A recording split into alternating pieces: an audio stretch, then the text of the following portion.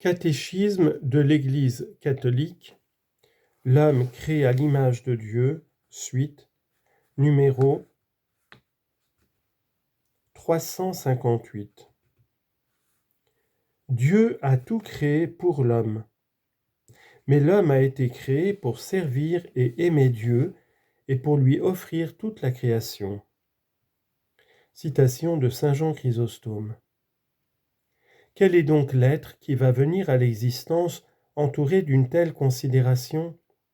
C'est l'homme, grande et admirable figure vivante, plus précieux aux yeux de Dieu que la création tout entière. C'est l'homme, c'est pour lui qu'existent le ciel et la terre et la mer et la totalité de la création, et c'est à son salut que Dieu a attaché tant d'importance qu'il n'a même pas épargné son Fils unique pour lui. Car Dieu n'a eu de cesse de tout mettre en œuvre pour faire monter l'homme jusqu'à lui et le faire asseoir à sa droite. Fin de citation. En réalité, c'est seulement dans le mystère du Verbe incarné que s'éclaire véritablement le mystère de l'homme. Gaudium et Spes. Saint Paul nous apprend que deux hommes sont à l'origine du genre humain, Adam et le Christ. Le premier Adam, dit-il, a été créé comme un être humain qui a reçu la vie. Le dernier est un être spirituel qui donne la vie. Le premier a été créé par le dernier, de qui il a reçu l'âme qui le fait vivre. Le second Adam a établi son image dans le premier Adam alors qu'il le modelait. De là vient qu'il en a endossé le rôle et reçu le nom, afin de ne pas laisser perdre ce qu'il avait fait à son image. Premier Adam, dernier Adam, le premier a commencé, le dernier ne finira pas. Car le dernier est véritablement le premier, comme il l'a dit lui-même, « Je suis le premier et le dernier ». Ce texte a été composé par saint Pierre Chrysologue.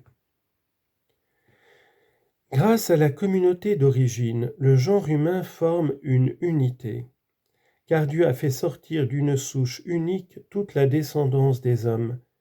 Actes chapitre 17, verset 26. Citation du pape Pie XII. Merveilleuse vision qui nous fait contempler le genre humain dans l'unité de son origine en Dieu, dans l'unité de sa nature, composée pareillement chez tous d'un corps matériel et d'une âme spirituelle, dans l'unité de sa fin immédiate et de sa mission dans le monde, dans l'unité de son habitation, la terre, des biens de laquelle tous les hommes par droit de nature peuvent user pour soutenir et développer la vie. Unité de sa fin surnaturelle, Dieu même, à qui tous doivent tendre, dans l'unité des moyens pour atteindre cette fin, dans l'unité de son rachat opéré pour tous par le Christ. Fin de citation du pape Pie XII, encyclique Summi Pontificatus.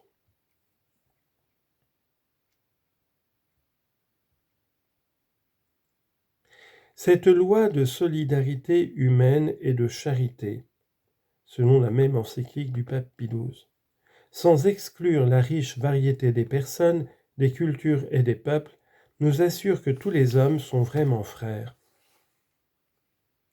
Un de corps et d'âme. La personne humaine, créée à l'image de Dieu, est un être à la fois corporel et spirituel. Le récit biblique exprime cette réalité avec un langage symbolique lorsqu'il affirme que Dieu modela l'homme avec la glaise du sol. Il lui insuffla dans ses narines une haleine de vie, et l'homme devint un être vivant. Genèse 2, 7. L'homme tout entier est donc voulu par Dieu. Souvent le terme âme désigne dans l'Écriture sainte la vie humaine, ou toute la personne humaine. Mais il désigne aussi ce qu'il y a de plus intime en l'homme et de plus grande valeur en lui, ce par quoi il est plus particulièrement image de Dieu. Âme signifie le principe spirituel en l'homme. Le corps de l'homme participe à la dignité de l'image de Dieu.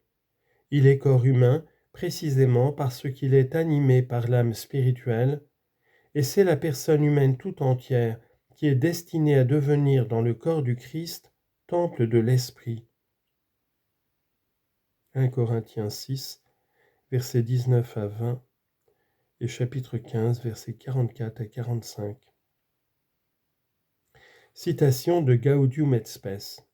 Corps et âme, mais vraiment un, l'homme, dans sa condition corporelle, rassemble en lui-même les éléments du monde matériel qui trouvent ainsi en lui leur sommet et peuvent librement louer leur Créateur. Il est donc interdit à l'homme de dédaigner la vie corporelle, mais au contraire, il doit estimer et respecter son corps qui a été créé par Dieu et doit ressusciter au dernier jour. Fin de citation. L'unité de l'âme et du corps est si profonde que l'on doit considérer l'âme comme la forme du corps. C'est-à-dire, c'est grâce à l'âme spirituelle que le corps constitué de matière est un corps humain et vivant. L'esprit et la matière dans l'homme ne sont pas deux natures unies, mais leur union forme une unique nature. L'Église enseigne que chaque âme spirituelle est immédiatement créée par Dieu. Elle n'est pas produite par les parents. Elle nous apprend aussi qu'elle est immortelle. Elle ne périt pas lors de sa séparation du corps dans la mort et s'unira de nouveau au corps lors de la résurrection finale. Parfois, il se trouve que l'âme soit distinguée de l'esprit. Ainsi, saint Paul prie pour que notre être tout entier, l'esprit, l'âme et le corps, soient gardés sans reproche à l'avènement du Seigneur. 1 Thessaloniciens 5, 23. L'Église enseigne que cette distinction n'introduit pas une dualité dans l'âme. Esprit signifie que l'homme est ordonné dès sa création à sa fin surnaturelle, et que son âme est capable d'être surélevée gratuitement à la communion avec Dieu. Confère le quatrième concile de Constantinople, le concile Vatican I et le pape Pie XII dans Humani Generis.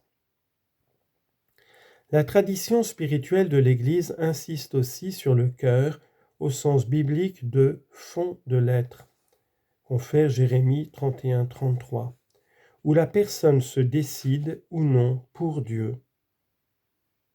Confère Deutéronome 6-5, 29-3, Isaïe 29-13, Ézéchiel 36-26, Matthieu 6-21, Luc 8-15, Romains 5-5, etc.